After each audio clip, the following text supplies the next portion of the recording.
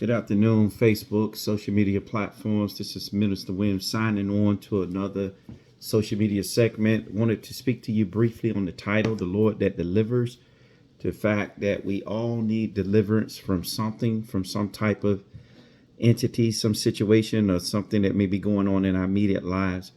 I'm with the My Father's House ministry, where Pastor Maggie Lynch is the presiding bishop of the house. If you need a church home, if you are without a church home, you do come fellowship with us. Services are at 10:30 every Sunday morning and 10 to 12 o'clock.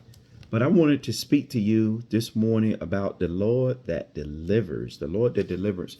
The fact of the matter is that we all need deliverance. We all have something in our life that we are dealing with, something that we may be struggling with per se, something that may be basically like a thorn in our flesh to some degree, or something that some type of way that we may have that we don't particularly like, or something that we do that is a habit that we may be trying to overcome. The fact of the matter is that we all need something that we need to conquer, to deliver, to be delivered from. And when we look at it in that instance, we realize that some things are out of our power, that if we are relying for the Lord, on the Lord's deliverance, the Lord's hand to intervene in our particular situation, is that we're powerless to this situation. Coming from the book of John chapter 5, the second chapter through the 6th verse, and it reads as follows. Now there at the Jerusalem by the sheep market at a pool, which is called in the Hebrew tongue Bethesda, having 5 porches, and these lay a great multitude of impotent folk, a blind, halt, withered, waiting for the moving of the waters. So what happened? It was an angel that would come down, and basically the first person who was to get in the water will receive a healing, will receive a total transformation in the situation in which they were dealing with. So these were all type of people that laid down waiting for the stirring of the water.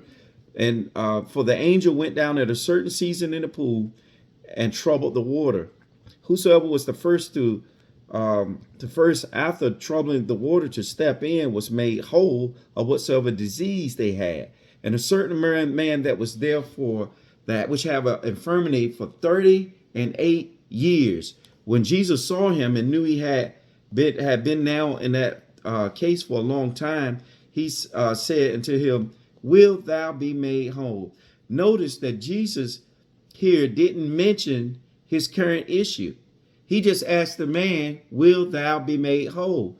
And stating that when you look at a person that has been in a situation for 38 years, I think the reason why Jesus will ask the person, "Will thou be made whole?" because in many times when we have been in a particular situation, sometimes our mindset is that we can't come out of that situation.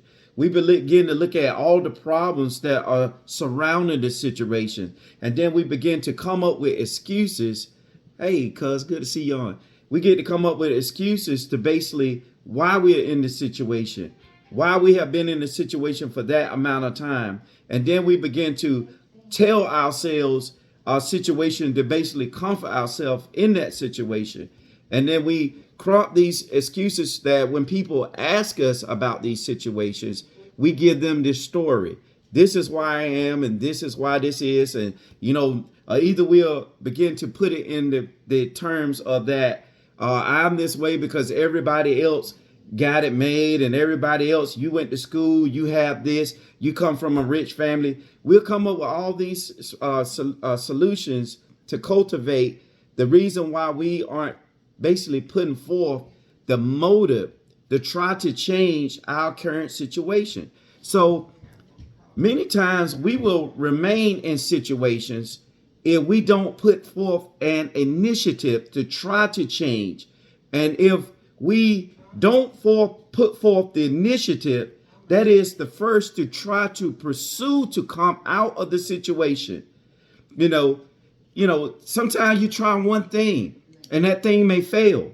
But it is said that insanity is trying the same or doing the same thing, expecting a different outcome.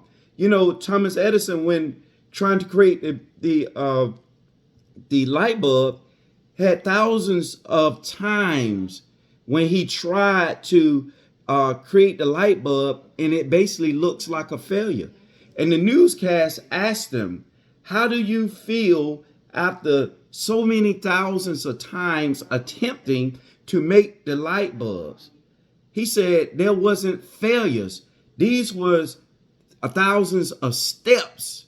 See, it's how you observe your current situations determine whether you would take the initiative to press forward.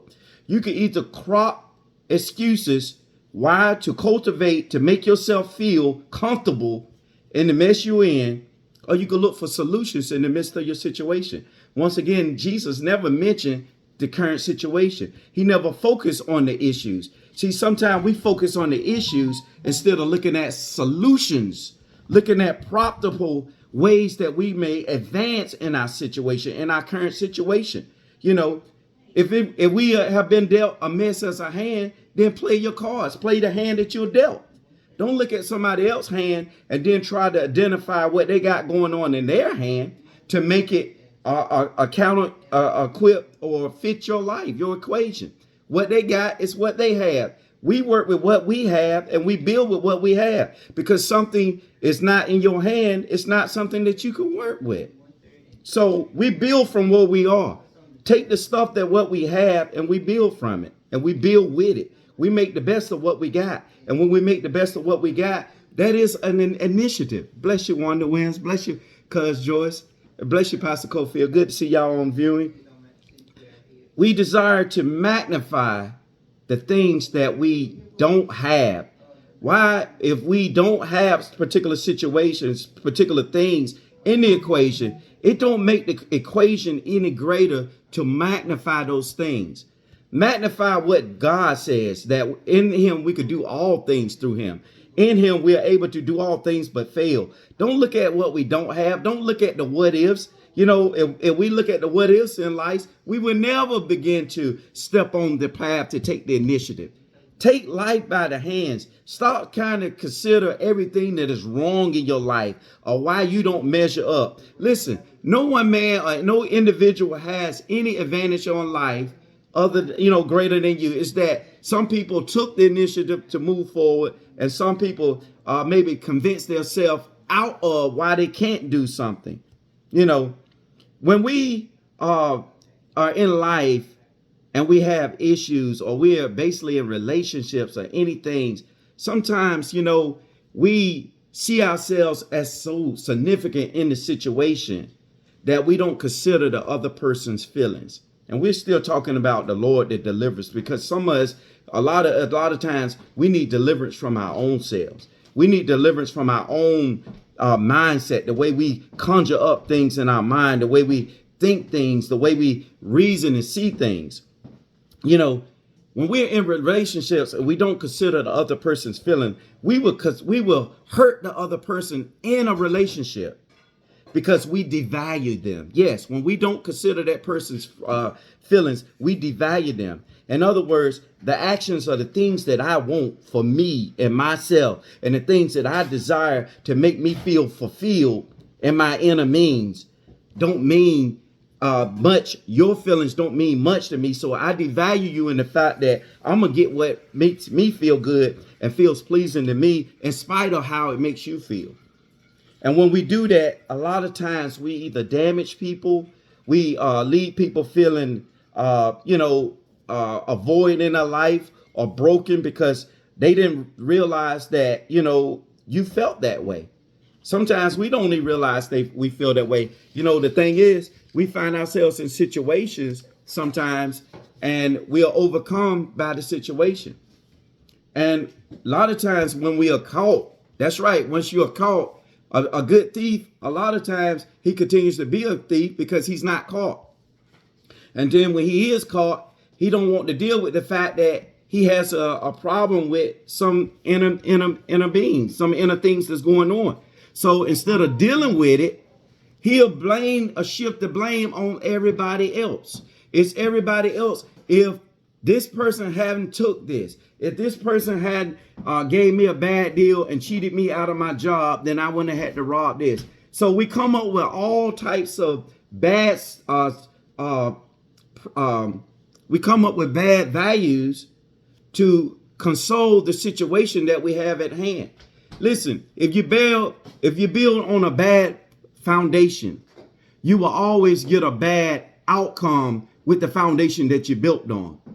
But when you take the proper means of tools and you begin to apply that to your foundation, even though the situation may not look good, even though the situation may not be the best at the current time, but if you take the right principles and you apply them to your life and you use these principles that you're building in to launch you into the destiny, into the direction in which you desire to go, you should come up with a good solution.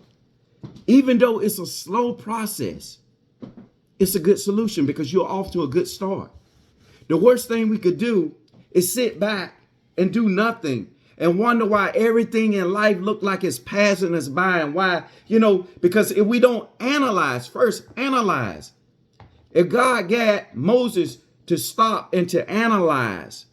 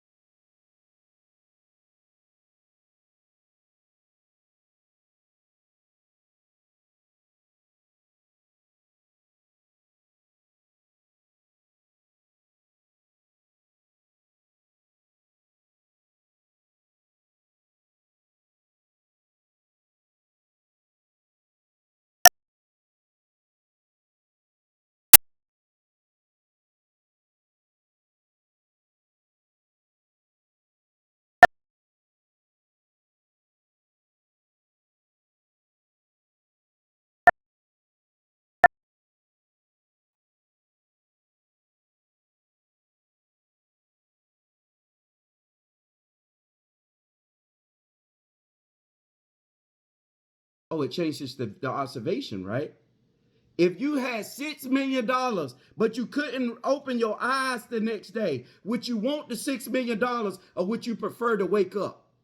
So how we see a thing many times determine the things that are going on, how we receive the program of this world, how we put on the wrong mindset. Well, we're not grateful for just being alive. Sometimes we need to thank God for just being alive. Because as a man seeth, as a man thinketh, so is he. As a man say, what a man begin to say out of his heart, he'll begin to cultivate those things in his own mind. And next thing you know, it's coming out of your attitude. Are we still talking about the God that delivers? Because we need deliverance from the things that we have been programmed to see and think that we're chasing paper. And paper is more important than us instilling values in the people that are in our own household, in our family. So we think it's funny when our kids go to school and talk back to the teachers and be disrupted and all of this. Values is what we come up out of. Values is what used to matter. Values, not chasing paper. Because at the end of the day, those values that you instilled in your people, those values that you instilled in those principles that you instilled in your kids will go and take them a long way. Hallelujah. We need to stop chasing paper and see God and live life and enjoy life from where we are. And when we learn to live life and enjoy life with what we have, we'll be grateful. And we'll be grateful that you are alive. Listen, this is Minister Williams. Peace and blessings be unto you. I pray that something was said to richly bless you, to let us know that we all need a Lord that delivers, because we all have things in our life that we need to be delivered from. That may the riches of Christ reign richly in your life. Be blessed. Enjoy your Memorial Day holiday. Peace and blessings. Thank you all for viewing.